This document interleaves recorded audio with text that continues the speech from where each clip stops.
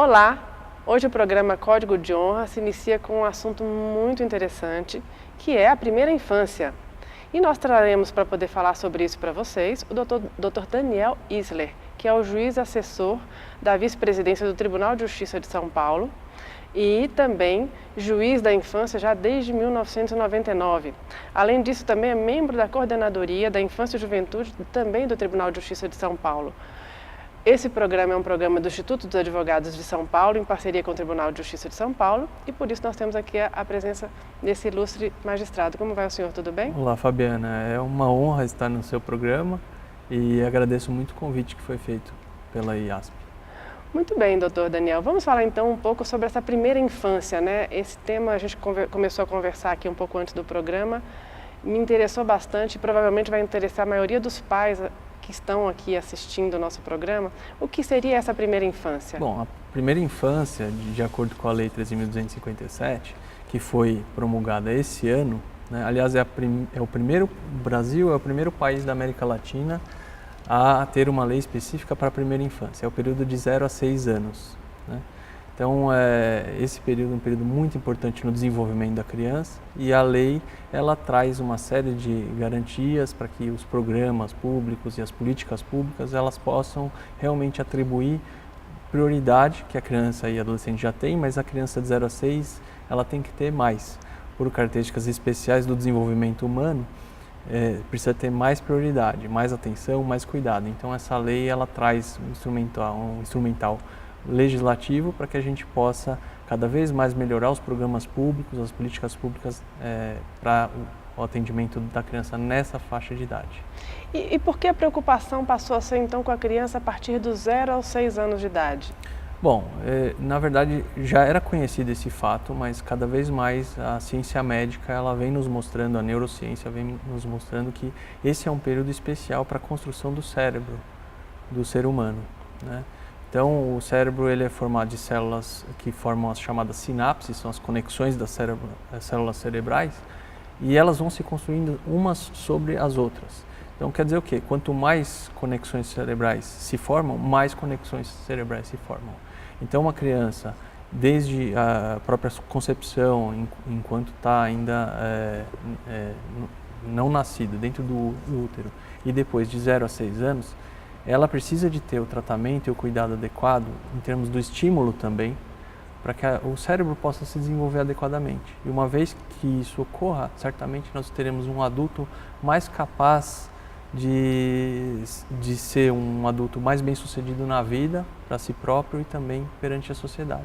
E quais são esses estímulos que podem ser feitos de 0 a 6 anos de idade que venham a traçar alterações da característica da pessoa quando ela estiver formada? Na verdade, são coisas muito simples. Por exemplo? Olhar para a criança quando a criança está falando com a gente, responder à criança, conversar com a criança, cantar uma música, né? Ensinar palavras novas. A criança que conversa, ela vive numa casa onde a família conversa bastante, tem conversas positivas e ela aprende mais palavras. Ela vai se desenvolvendo mais. E isso em contraposição com crianças, por exemplo, que vivem numa casa onde as pessoas vivem em conflitos, não qualquer conflito, mas conflitos muito drásticos, né? Problemas de alcoolismo, uso de droga.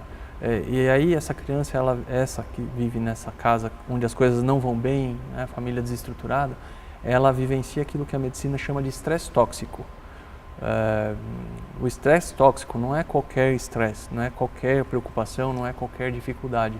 É alguma dificuldade contínua na vida da criança, que não vai embora muito rápido e é muito séria. A criança que é submetida a um estresse tóxico, ela tem isso comprovadamente, tem estudos médicos e científicos sobre isso, ela pode apresentar uma dificuldade, um atraso no desenvolvimento, né? E esse desenvolvimento muitas vezes não volta. Esse é o problema, porque pela forma como o cérebro se desenvolve, é essa a idade. Não adianta querer que isso aconteça depois, ele vai acontecer, mas não na mesma velocidade, não com a mesma força. Então, o cuidado adequado para uma criança de 0 a 6 anos é extremamente importante para todos nós. Em termos de resultado, qual que é a diferença de uma criança que passou por uma infância de 0 a 6 anos, por uma primeira infância adequada e uma primeira infância inadequada, com estresse tóxico? Qual que é o resultado Vou dar um final? exemplo que foi feito um estudo científico em abrigos na Romênia, na época em que era governado pelo ditador Ceausescu, né?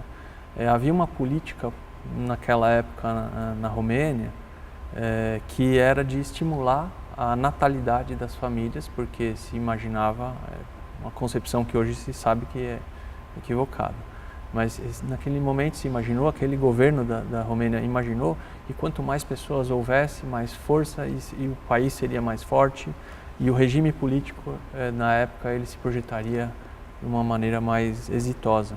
Só que isso não foi muito positivo, porque as famílias começaram a ter filhos e não tinham condições de criar.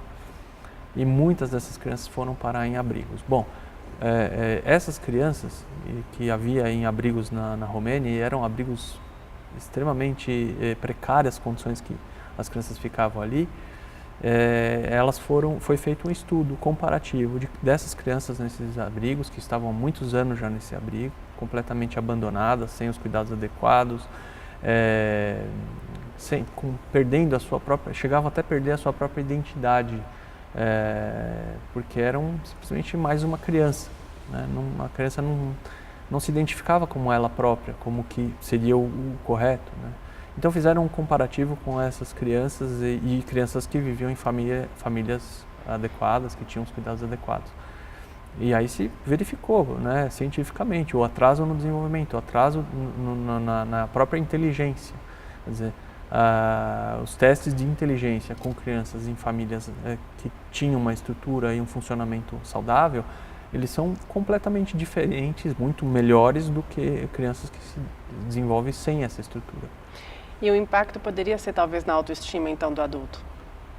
Não só, porque o impacto é na própria inteligência, né? Ou na capacidade intelectual mesmo, e não só, mas na capacidade social, capacidade da pessoa ela se relacionar com os outros e encontrar na sociedade o seu lugar e conseguir ser bem-sucedido na vida. É muito mais difícil para uma pessoa ser bem-sucedida se ela não está provida de capacidades intelectuais porque é uma concorrência, né? As pessoas concorrem na sociedade.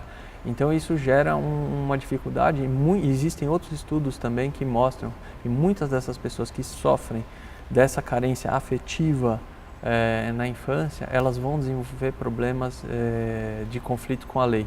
Então, muitos adolescentes infratores ou mesmo adultos que se tornam criminosos, quando se observa, vai olhar a vida pretérita daquela pessoa, vai ver que ela teve uma infância difícil.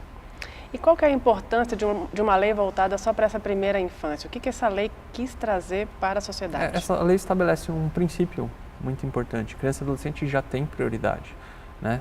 Só por ser criança e adolescente. Mas dentro da prioridade existe uma maior ainda, que é de 0 a 6. Né? Então, as crianças nessa idade, as gestantes, a questão do parto, tudo isso dentro dos programas públicos, políticas públicas, serviços, precisam, de acordo com essa lei, ter mais prioridade, mais atenção, mais recursos para que a gente consiga fazer com que as crianças que estão nascendo agora tenham esse cuidado. E daqui 20 anos nós vamos colher o fruto disso. É tão importante quanto uma educação, então? Vai junto. Vai junto. A educação, a saúde, a assistência social, todos esses serviços, eles devem ser mais adequados ainda, mais priorizados quando se trata de criança de 0 a 6. Né? Então, um exemplo típico de programa e serviço público que muitas vezes está em voga agora se falar e é dirigido a essa faixa de idade é o serviço de creches. Né? Então, existe todo um movimento para que as famílias, as pessoas que trabalham, precisam de deixar os filhos em creche, eles tenham uma creche adequada. Não basta que tenha uma vaga na creche, o atendimento na creche tem que ser correto. Né? E ao mesmo tempo não basta, porque a gente não pode se iludir e imaginar que a creche vai suprir todas as necessidades de atenção e carinho e cuidado que uma criança vai ter. a primeira atenção, o primeiro cuidado é na família mesmo, e as famílias precisam ter essa informação. E como surgiu então, e provavelmente deve ter sido em razão da importância disso, como surgiu a ideia do seminário sobre a primeira infância que vai haver agora no estado de São Paulo? O Tribunal de Justiça fez uma parceria com o Instituto Alana e a Fundação Maria Cecília Souto Vidigal, são duas instituições da sociedade civil de renome, especialmente nessa área da infância e da primeira infância, né? Porque já havia, enfim, contatos anteriores, participação em eventos dessas entidades e chegou a hora do Tribunal de Justiça, então, junto com a sociedade civil, se voltar a esse tema, que é mais do que prioritário, né? Então nós tivemos a possibilidade de realizar essa parceria muito positiva, né? As entidades realmente nos ajudam muito, tanto na estruturação de eventos, quanto em provendo materiais, estudos científicos, análises, e a gente pode levar isso a juízes, a servidores e a outros atores também do sistema de justiça, e esse é o objetivo dos seminários. Então, a partir da celebração desse termo de cooperação técnica, né, assinado entre o presidente do Tribunal de Justiça e essas duas instituições, com o apoio da Coordenadoria de Infância e Juventude e da Vice-Presidência do Tribunal, a gente conseguiu mobilizar esforços para realizar seminários sobre esse tema nas 10 regiões administrativas do Tribunal de Justiça. Então, cada sede de região administrativa vai ter um seminário. Esse ano nós já fizemos em Campinas, Araçatuba e na capital. Foi agora, dia 21 de outubro. Esse ano ainda faremos em Presidente Prudente e no ano que vem as demais 6 regiões faltantes.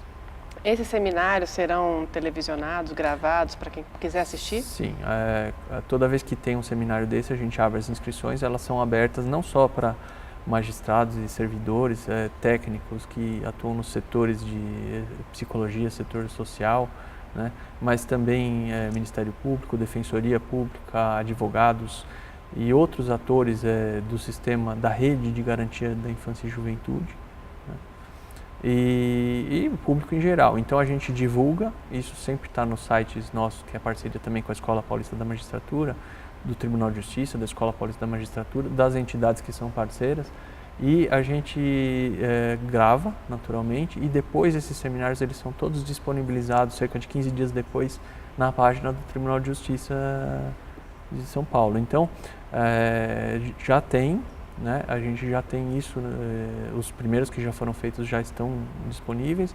O de São Paulo agora deve sair nos próximos 10 dias, deve ter, que o de São Paulo é o maior de todos, né? Pelo fato de ser a capital, então foi um evento bem grande.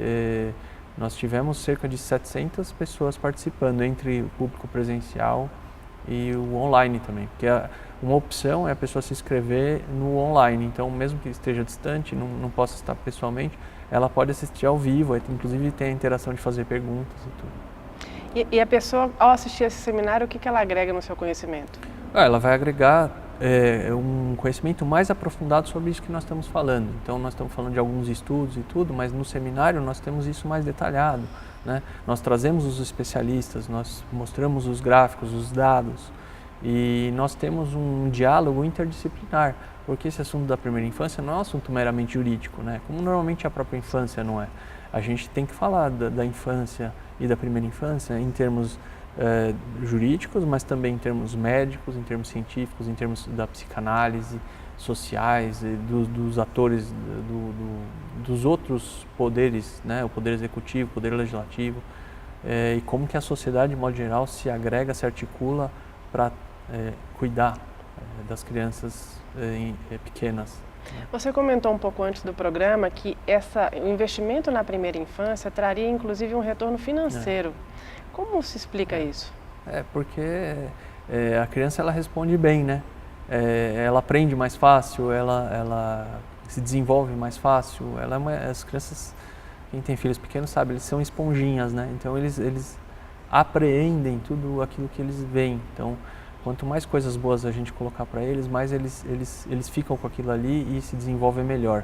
Existem estudos econômicos de diversas instituições acadêmicas e também do setor financeiro que mostram que cada real ou dólar aplicado nessa fase da vida, a taxa de retorno é muito maior, né? O gráfico eu não trouxe ele aqui, mas o gráfico ele é uma parábola. Então, quanto mais jovem, mais alta a taxa de retorno. Quanto mais a criança vai crescendo, mais ele diminui. Quanto mais novo ele tende ao infinito, quanto mais velho tende a zero. Então, a gente tem que investir mesmo nas crianças pequenas, porque a gente vai receber muito mais em troca.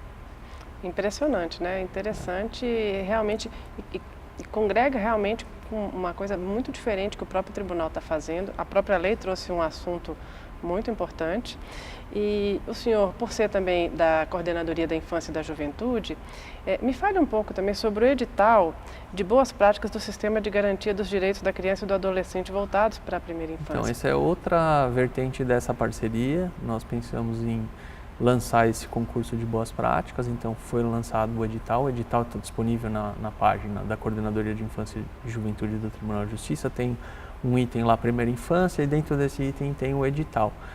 Quem quiser, ele é aberto a pessoas ou instituições, desde que sejam, pode ser públicas ou privadas, mas não pode ter fins lucrativos, né? E aí essas pessoas ou instituições, elas podem escrever os seus trabalhos, mostrar os trabalhos que já existem ou que ainda estão sendo criados, para concorrer. Vão ser premiadas as 5 melhores, vão ser escolhidas, né?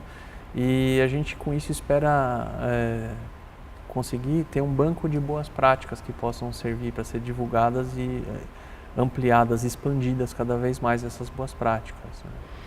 Nós podemos explorar um pouco mais o que seria esse ambiente sadio para a primeira infância que o senhor mencionou? Quais são as práticas que devem ser aprimoradas e as que devem ser evitadas pelos pais, né? Que nem eu falei, são coisas muito básicas mesmo, né? Inclusive, eu gosto muito de um programa que foi feito na Universidade de Harvard, o professor Ronald Ferguson. Ele é médico e ele criou um grupo de acompanhamento para a primeira infância, porque fez um estudo seguinte: como é que era o desenvolvimento de crianças que viviam em famílias com mais dificuldades em comparação com famílias que davam um cuidado adequado, né? Normalmente essas famílias lá em Boston, Cambridge, onde fica a Universidade de Harvard, que tem mais dificuldades, são famílias de imigrantes, famílias de pessoas negras, né? Então fez lá um estudo, né? E comparou com crianças que vinham de famílias que não tinham dificuldades, né? E verificou que existia mesmo esse déficit, eles chamam de gap, né? Existia um gap entre uma criança, quando eles entravam na escola, a criança que vinha de uma família mais estruturada, ela já ia melhor na escola. E essas outras que vinham, falavam outra língua, tinham dificuldades também de atenção e de cuidados, muitas vezes chegavam na escola e tinham um gap. E esse gap, ele ia sendo diminuído ainda durante a infância, mas ele havia, né? Então ele criou uma iniciativa chamada Boston Five. O que são os Boston Five? São 5 ações simples que você pode fazer, uma família, um pai e uma mãe podem fazer com uma criança, que vão ajudar muito no desenvolvimento da criança. Quanto menor, melhor, né? Que é conversar com a criança, responder quando a criança pergunta alguma coisa, a gente perguntar para a criança, cantar músicas, rimas, trazer palavras, dar atenção, ler junto com uma criança, né? Então, são coisas muito simples. Eles montaram uma série de vídeos ilustrativos de 3 minutos para levar, e esses vídeos eles são projetados nas repartições públicas. Por exemplo, a pessoa vai no atendimento de saúde, ela assiste o vídeo. Então, eles começaram a fazer um estudo como que isso impactava no desenvolvimento da criança, e começaram a ver que tinha, né? Eles sabem que tem, porque já tem outros estudos que mostram que conversar com uma criança faz muita diferença. Esse estudo que mostra quantas palavras a criança sabe depois de um certo tempo na vida, quando ela está numa família que é atenciosa, em oposição a uma que não é, né? Então eles estão conseguindo muito bons resultados com isso, e é uma coisa que a gente pensa fazer no futuro, trazer isso de alguma forma. Lógico que precisa ser adaptado à nossa realidade, à nossa língua também, né? Mas trazer isso, alguma coisa do gênero, para o Brasil, para o brasileiro, para que a gente possa ter alguma coisa mais concreta do que simplesmente dizer para uma família, às vezes até de baixa compreensão e tudo, que ele precisa cuidar melhor do filho dele. Ele muitas vezes não entende bem o que é isso, porque ele também não teve quando era criança, né? É difícil você dar quando você não tem a referência, então vocês vão mostrar qual que seria a referência correta. Isso, como que a gente pode fazer coisas simples, que não são tão difíceis, mas que vão ajudar muito. Uma coisa, por exemplo, que isso os estudos dizem, né, que atrapalha muito, é a criança que fica na frente da TV muito tempo. Não é a mesma coisa, ela não aprende da mesma maneira assistindo televisão em oposição a quando ela está conversando com um adulto, mesmo, conversa ao vivo. E a criança atual, inclusive, tem algumas, né, as manias da tecnologia, né? A tecnologia, ela não é necessariamente ruim. As tecnologias que são interativas, ou seja, que promovem, vamos supor que eu esteja conversando com você por Skype. Nesse caso, se for traduzir ou levar para a situação da criança em desenvolvimento, se for uma conversa por Skype com a criança, ela aprende do mesmo jeito que se estiver ao vivo. Agora, assistir um programa de televisão, uma novela, um assunto que não tem nada a ver às vezes para a criança, que não tem interação, porque a criança ela precisa ser estimulada mesmo. Então não basta ela ficar ouvindo, ela tem que ser estimulada a ela responder. No momento em que ela responde, o desenvolvimento é maior. Por isso que provavelmente existem alguns desenhos animados que durante o programa, o desenho pergunta para a criança, você pode responder tal coisa? E a criança responde, eu já percebi Esse isso. tipo de programa, não só desenhos animados, alguns programas mais interativos, eles são melhores do que os que não são. Então, quanto tempo se recomenda deixar a criança ficar na frente da televisão? Não tem um tempo certo. Eu também não sou especialista nisso, mas eu recomendo o seguinte, o mais possível a gente, enquanto pais, a gente está presente na vida dos nossos filhos, a gente não tem filhos para deixá-los sem atenção, né? Então, quanto mais um pai está presente isso vale até para os mais velhos também, mas especialmente no caso das crianças pequenas, os pais e familiares, na ausência dos pais, precisam estar presentes. E essa interação do adulto com a criança, ela é muito importante para o desenvolvimento. Seria interessante, então, criar algumas rotinas semanais, onde a criança soubesse que naquele dia, naquele horário sempre, teria aquele contato com o pai ou com a mãe para fazer determinada atividade? Pode ser uma estratégia. Como eu disse, eu não tenho especialização em psicanálise, né, nessa questão mais lúdica também, né? Então, eu também sou um pai que busco saber o que é melhor para a minha família, para os meus filhos. Mas eu acho que assim, não tem uma receita certa, né? Eu não conseguiria aqui, né, para o nosso público passar uma receita certa. Não, você precisa fazer X horas, X dias, né? Eu digo o seguinte, quanto mais a gente puder estar com os nossos filhos, dar atenção para eles, cuidado e afeto, vai fazer diferença, com certeza. Uma pergunta, então, seria que mesmo as famílias de baixa renda, ainda que não possam dar conforto para a criança, se eles melhorarem pelo menos a forma como a família age no dia a dia, isso já melhoraria? Melhora, inclusive até recomendar isso para o público que está assistindo. Existe um filme que foi feito também por iniciativa, patrocínio dessas instituições que são parceiras, a Fundação Maria Cecília e o Instituto Alana, que chama-se O Começo da Vida, né? Esse filme, ele trata especificamente, é um documentário. Ele foi filmado em diversos países e ele é falado em várias línguas, com tradução, legendas ou dublagem, em português também tem, né? E ele trata especificamente do tema da primeira infância e ele mostra famílias, tanto famílias com possibilidades financeiras, inclusive, ou famílias com parcos recursos, né? E mostra como que mesmo que essas famílias paupérrimas, elas têm possibilidade de tratar os filhos com carinho, com afeto e com atenção. É lógico que para eles é mais difícil, né? Porque eles têm menos tempo, eles têm mais dificuldades e tudo. Mas também é possível, o filme mostra muito bem isso, para quem quiser pode assistir até gratuitamente na plataforma chamada Videocamp, mas também tem no Netflix, no NetNow, quem quiser assistir tem disponível, é um ótimo filme para recomendar. Me conta uma coisa, e quando existe um evento traumático na vida da criança, que aí pode ser o falecimento de um pai ou de uma mãe ou dos dois, ou mesmo uma separação durante essa fase de vida, qual poderia ser o impacto disso e como atenuar, se é possível, né? Então, certamente que a perda de um dos pais ou de ambos é extremamente traumática para uma criança. Isso potencialmente é um grande problema, inclusive para o desenvolvimento. Pode gerar uma situação de estresse tóxico, né? Então é preciso que as outras pessoas da família ou quem estiver por perto dessa criança possa ter estratégias, aí entra em campo a psicologia, né?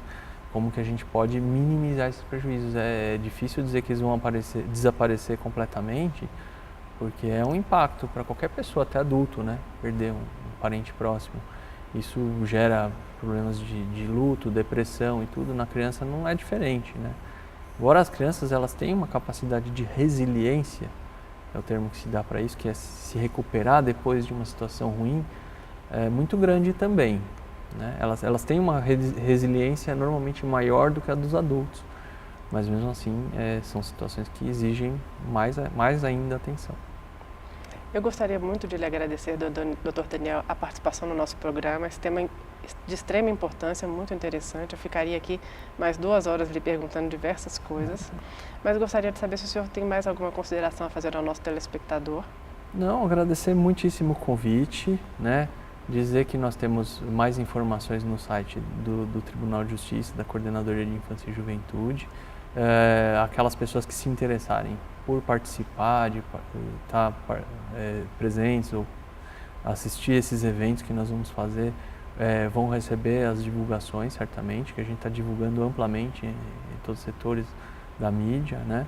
Então, eu acredito que é o momento em que a gente acorda para esse tema, que intuitivamente todo mundo sabe que é importante, mas que a gente agora traz todo um cabedal técnico para a gente plantar essas sementes que possam gerar bons frutos no futuro, não tão próximo, mas que vale a pena plantar agora, para a gente colher depois.